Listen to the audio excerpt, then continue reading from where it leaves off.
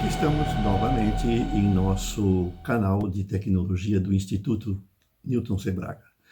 Esta é a playlist Trebuchet da tecnologia, onde nós comentamos as notícias da mídia, dando um toque pessoal de tecnologia que nossos seguidores que nos acompanham estão acostumados.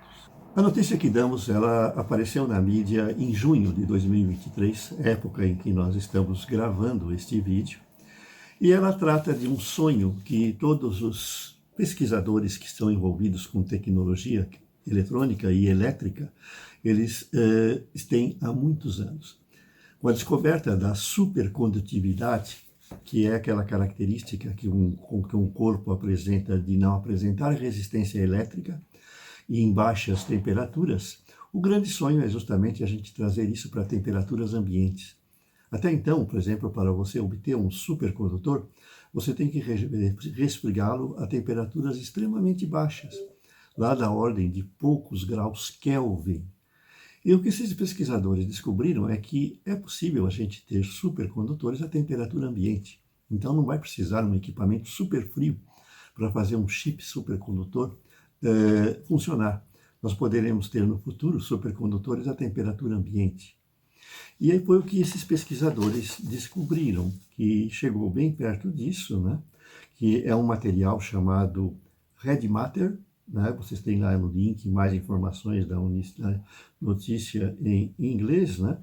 E foram os pesquisadores da Universidade de Rochester que descobriram isso.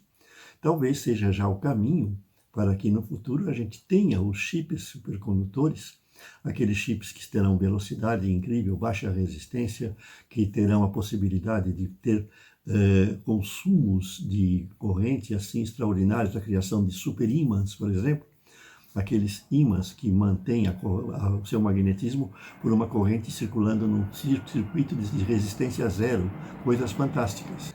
Mas o mais interessante é que os pesquisadores da Universidade de Rochester conseguiram tornar esse material supercondutor a uma temperatura de 20,9 graus centígrados, uma temperatura tranquilamente acima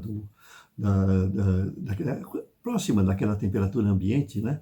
E extremamente alta em relação aos supercondutores anteriores.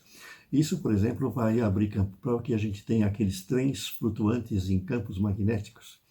Basta você ter uma bobina feita com um material supercondutor desse tipo e colocar em curto essa bobina, de modo que a corrente circule sempre nela mesma. E aí você aproxima uma segunda bobina de indução em torno dela e dá uma descarga. Você gera nela uma corrente em circuito fechado extremamente alta. E essa corrente fica circulando para sempre.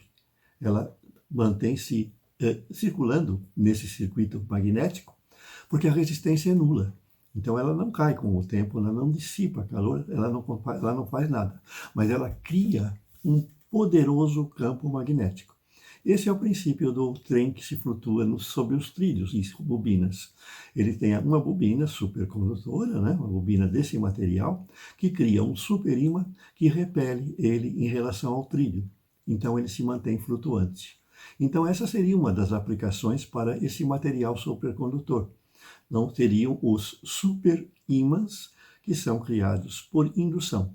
Você tem bobinas que estão em circuito fechado e no momento em que recebem uma descarga elétrica, elas criam uma corrente induzida que circula ali naquele circuito para sempre, criando um campo magnético de altíssima intensidade sem dissipar calor, sem enfrentar nenhuma resistência elétrica. Um material que promete coisas fantásticas no futuro, né? Como os veículos flutuantes, né? De repente você tem uma via que tenha uns superímãs embutidos, e no seu carro também superímãs, supercondutores, e seu carro flutua em campos magnéticos sobre a estrada. Coisas para vir ainda. Se você gostou da notícia, clique no link aí embaixo, vocês têm a notícia original em inglês, também tem a notícia lá no nosso site, na seção de notícias. Deixe o seu like e nos acompanhe. Até a próxima!